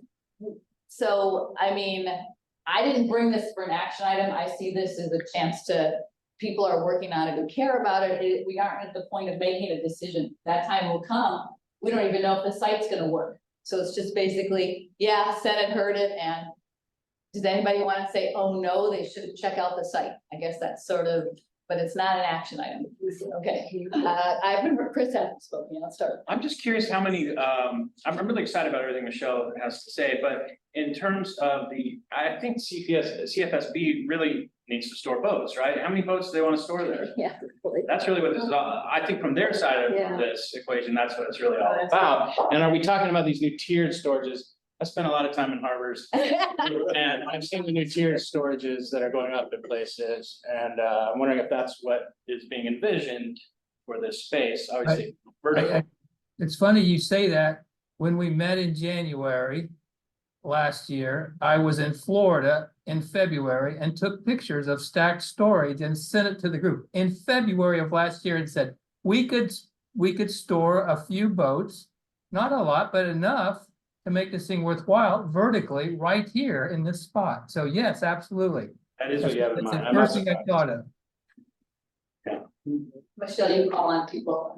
Oh, I call people? I do want to just put one little thought in, just to recognize that maybe you're not aware of it, but the city of Santa Barbara has a committed relationship with the commercial fishermen of Santa Barbara and had promised to them space for boats and storage, since it's a vital part of it's a backbone of our local economy. And so this isn't just, oh, hey, we need more space, but there's an issue with where their boats are currently being stored, that land being sold for private development for luxury condos. So this is, this ask isn't just it's not a capricious, like, oh my gosh, could we just park some boats somewhere? It's a real need, and it's a real opportunity for a partnership that could truly be a win-win. So I just wanted to put that piece in. My comment would just be, I mean, I think your passion is inspiring, and everything you said, I agree with. But it's also kind of like when this idea is about everything, it's also sort of like, well, what is it? And so for example, one question I have is this a CTE program in essence? You know, there have been real struggles on our campus with ideas that seem really good, like the construction academy, right? I mean, we know like people are always looking for construction workers. Why wouldn't that work? People are always looking for restaurant workers. Why wouldn't that work? But the reason is because a lot of people end up just going to work in construction and learning on the job. And I know a lot of fisher people as well, and mostly they go and work on boats and learn. I mean, so even though, I mean, it seems to me like a really great idea, but is it a really good idea? I mean, is there really a population of students that are clamoring for this specific discipline? That's my one question. And then the second is just to Danielle's point, we have been hit over the head for so many decades now about no money. And just to hear about archaeological exploration in these spaces, I'm starting to check my wallet. I mean, like, it feels to me like nobody should do a penny of work on this until we actually have the, $2 million. I mean, nobody, not Brian, not you, nobody, because we just don't have the money. Now, that's a terrible, deficit mindset, and it's completely counter to your beautiful, radiant presentation. And so I'm so sorry to be the downer, but I just have to ask it. Well, the question is.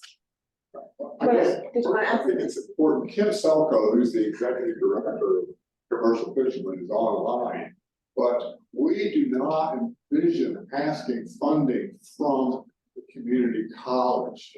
We want to bring the funding to this project. In fact, the money that we would use to do what Brian describes, take a look at this site, it is funds that were set aside by the city of Santa Barbara, our other partner in this project. So, and the funds that we could bring for any development would most likely come from the Economic Development Administration, the federal agency, which has a lot of infrastructure funding they're spending now as part of the Build Back Better program.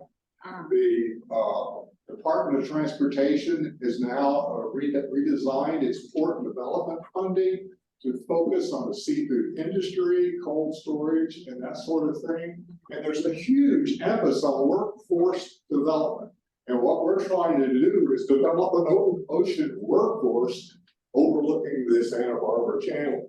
And yes, we have infrastructure needs. And right now we are managing about 10,000 square feet of space that we have boats and gear storage in right now. But we'd like to integrate any infrastructure that we put on this campus. We want to work with Michelle and the other faculty members to make sure that's part of the program. To put faculty and the industry that's providing potential jobs together. And so there are jobs in these blue economy enterprises that don't require a four-year degree, but they require more than a high school diploma. And we think if we connect the industry that's offering those jobs with the faculty right here, that we could make something happen that's positive for the campus, and we bring our own funding. And that's what the city council challenged us to do. They said, you go out and you try to find the fund sources to do this and a site to do it on. And we will match your funding as you go about bringing in these federal funds. So we don't want to incur any big cost. In fact, any space that you would provide us, we consider that a lease. And we have an obligation to provide you revenues from that lease for the campus. So we do not want funding for you guys, and we think that we'd love to have you as a partner to create essentially an ocean careers curriculum on the edge of the Santa Barbara Channel. Just to clarify, because we are talking about two different things. I think Michelle outlined a very far distant vision of what this could look like. And so there's the cost of maybe building a structure, and that we get is not something we would have to incur. But the vision you provided would include hiring faculty that we don't currently have, and that does cost us money, right? So you gotta pay, we have to have minimum No, quality. I mean, I'm not necessarily, we have a lot of people in-house that No, already. we don't, no, we don't. I know the curriculum, we don't. Okay, so I think there is immediate need, and then there's long-term need. So what Katie is pointing out is really valid, because, if we're thinking about a decade from now, which is what it would take, that's a different scenario. But I think the strength here is that there is need now with current need, and that's something that I don't know came across just now. I'm gonna just. But do a Brian has time had his check. hands raised. I'm gonna do a quick time. So Jordan, you've been coming. Would you like to try to get 10 minutes? Would you like to be on our next I agenda? was just about to text you, but. Yeah, because we want to really enjoy that presentation too, and this is, you're good. All right. So we're amending the agenda in that way so we can continue our discussion. I haven't been tracking hands. I have, it's Brian, Okay. then Maria, then Kathy. Brian, Maria, Kathy, and our goal is to stop 4:55 to hear from Cornelia-ish. Thank you again, Jordan. All right. Thank you, Jordan. Brian. Yes, Brian. So I don't want you to think that this is contrary to our current financial predicament, that we're saying we need to spend money on this. We don't have money to spend on other things. The reason that we're doing this and other things is to try to find different ways to do business so that we can continue to grow and develop as an organization, given that we don't have our own money to do it. And so we're partnering with people. We're trying to figure out different ways to do business. It's different. And it takes a little bit of flexibility on our part. So I'm not saying that I want to do this and it's free. I'm saying I want to look into this and see what the possibilities are. Look at what the funding that could be, available to build a facility. Look about the funding that could be then available to manage, operate the facility. You won't get anywhere if you, I don't think, unless you start looking and you start seeing, in this environment where we were 16,000 students, now we're 10, we want to be a viable part of the community. What do we need to do that? And so that's why we're bringing this to you is it seems like an opportunity that is pretty unique and pretty cool, and let's explore it. So, And Brian, at this point, we aren't spending any money to do this, correct? no, in fact, all of the things, the study, all of that stuff is funded by a grant to see if it's viable. And that's what the grant is for. Right. Either but we do this with that grant or someone else does it, but we have, it just, yes, I'm trying to figure out a way with someone else's money to develop new programs and new, things for the campus. Thank you, so Maria.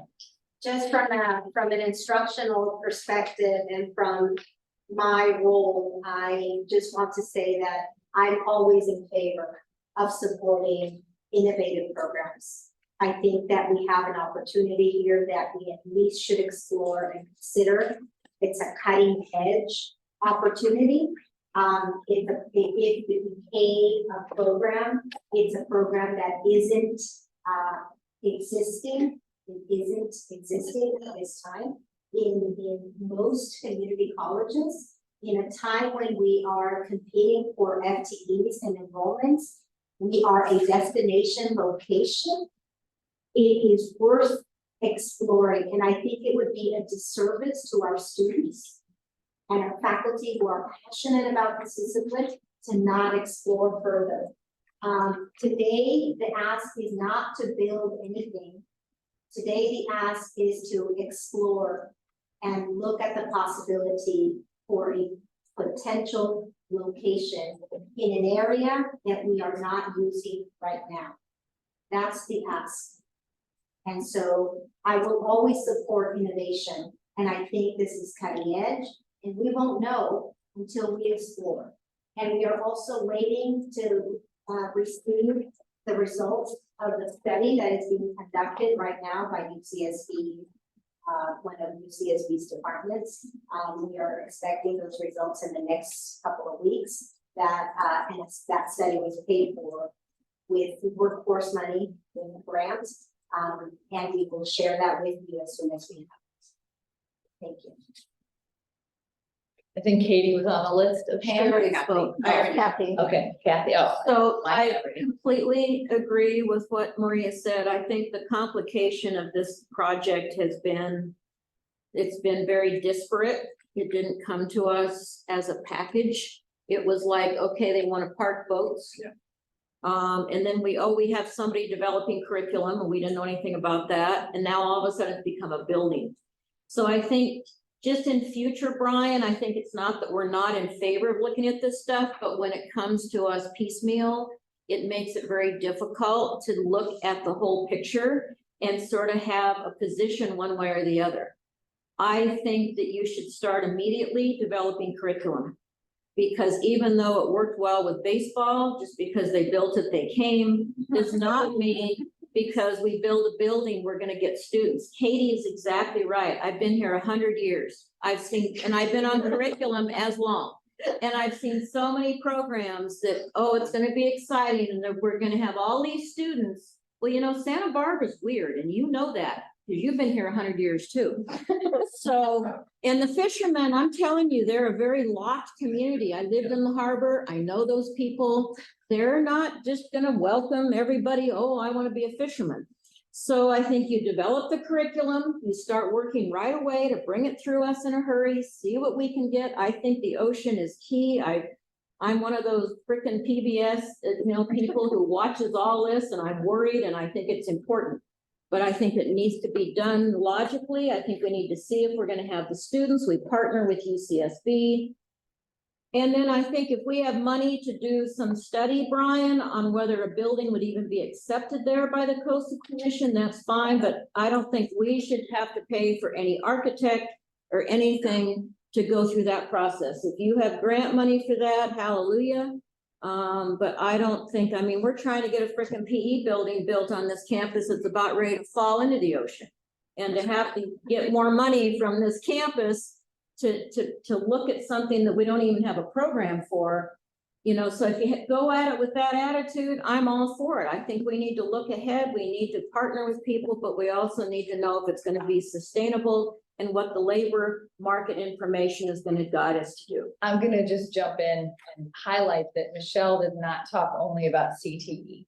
And No, this- I know. and so then this building can, No, space but, can be built for oh, a of range course. of classes. So But I just labor feel like market we're- work is what she talked about. Well, but other things too, and other types of. Yeah, but I'll just clarify, because I've been in many meetings now with Michelle. There is immediate need right now. Yes. Right, you have existing stuff you could use this partnership with right Right. now. Right. So that's kind of where I, you Yeah. know, hope folks take away from this, that, Yeah. that this is a project that could potentially have a very long lifespan in its development. But there is need right now, and there is use right now for existing programs and existing courses that we do have. So I just want folks not to think, because your vision was like beautiful, but it's also like really far out there in terms of like some of the potential programs that we just simply don't have right now. We just don't. And maybe though, starting with what we do have, then it snowballs. You know, then we start to build it, then we start to, folks start to talk about it. And then we can start to, you know, get positions for folks to teach some of those more CTE kinds of courses. So I don't want folks to think like there isn't a need for this, because there is. And we do have some existing stuff, but just not all of that, just. Yeah, bring us curriculum now. I think, We're ready. can I say, I think Kathy's point was accurate, like this, it's just, this whole thing has felt like a stream of consciousness thing. Boat storage, then this, then that, like, I don't know what the hell's going on. I don't know how much this is gonna cost.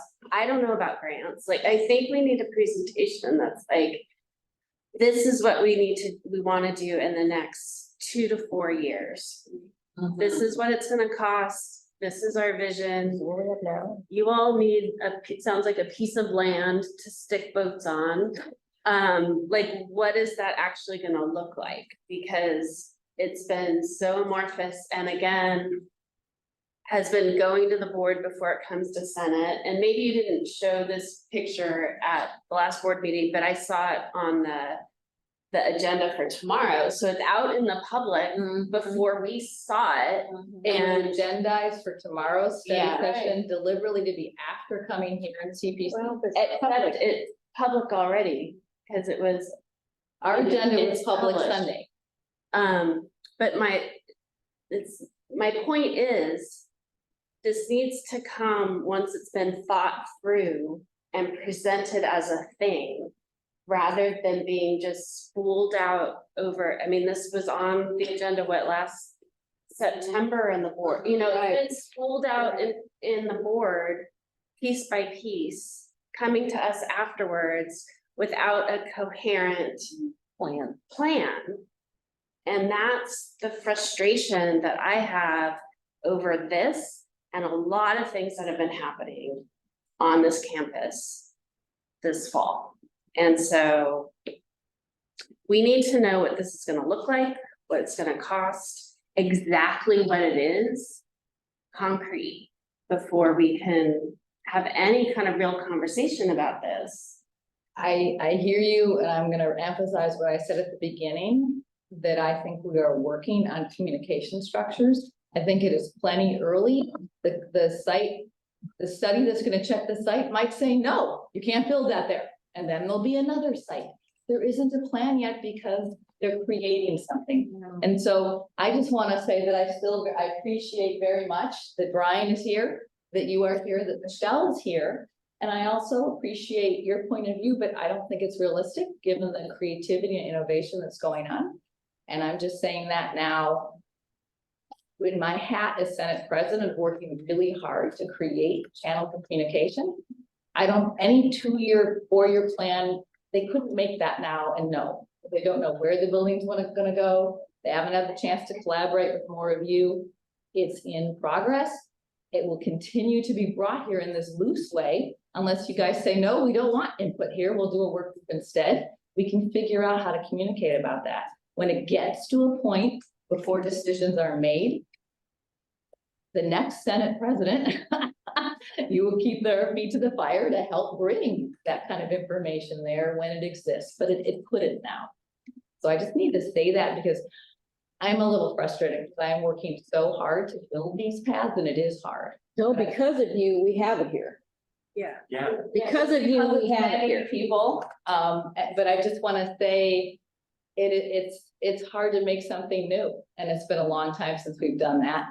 And in my memory, I don't remember anything like this. We've had a lot of wonderful innovative programs. This is a beautiful and exciting thing to do in Santa Barbara. And the people who are doing it are gonna come even if people make them feel like they're not doing it well enough, because it matters, but we need to work together. And so I wanna say that here and ask for your help.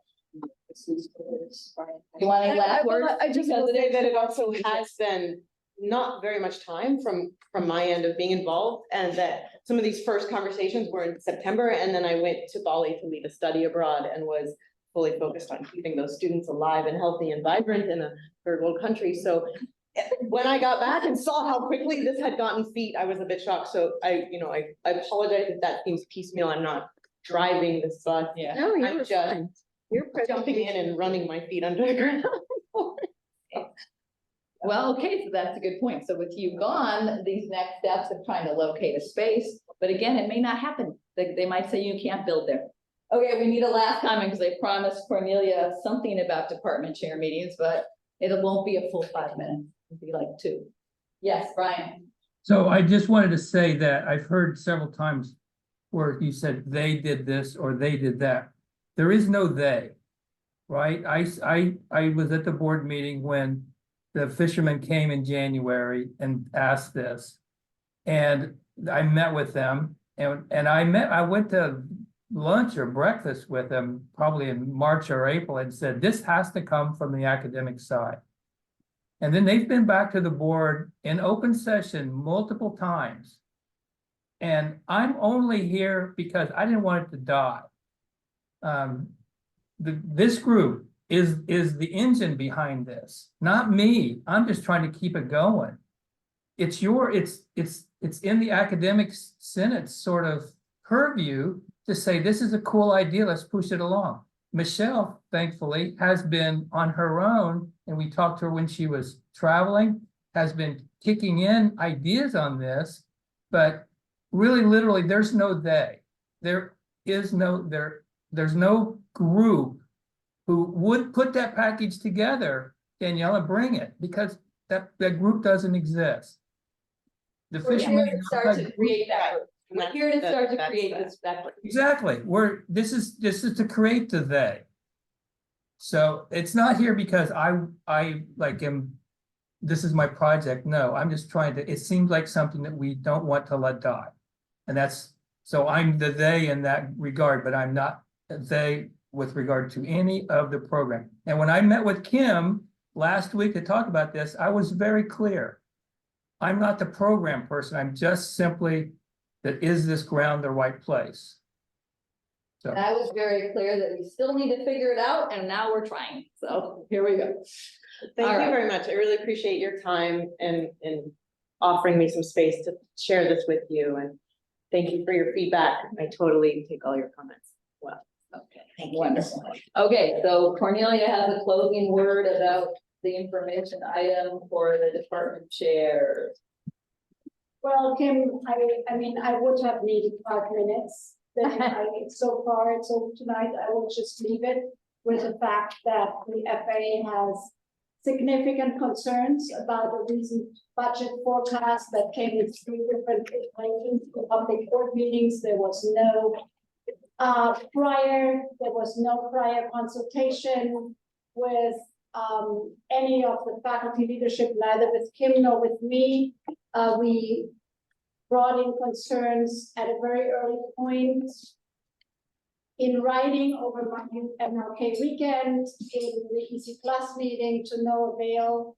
I encourage you to watch the department chair meeting. There was a discussion in the last 20 minutes. It's not in the meeting minutes because it was not agendized. The meeting minutes are great, but it only addressed the the agenda topics, that is important. I also encourage you to listen to the last board meeting about the budget forecast, although I gave a public comment to the very last agenda item. I also had a report, but then I also responded.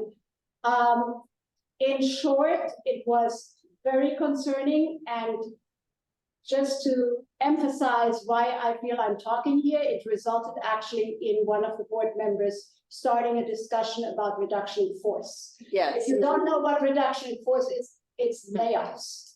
And I do appreciate that our superintendent president said in response that layoffs at the moment, at this time, she felt that it was not appropriate to bring this up, but the fact alone that incorrect budget information was publicized and then resulted in this discussion is very, very concerning for the faculty association. It's concerning for everyone here.